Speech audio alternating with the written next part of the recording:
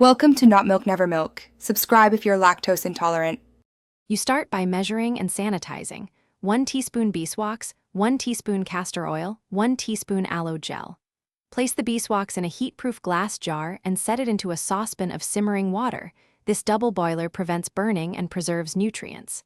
Stir gently until the wax just melts, then add the castor oil so it blends smoothly. Castor oil thickens and helps hold hairs in place. Once combined, remove from heat and let the mixture cool slightly. You now refine texture and add actives.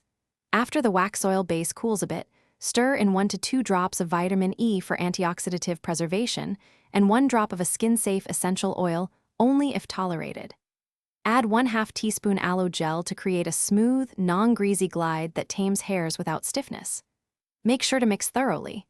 If it's too runny, pop it back over low heat and add a pinch more beeswax, and if too stiff, stir in a few drops more castor oil.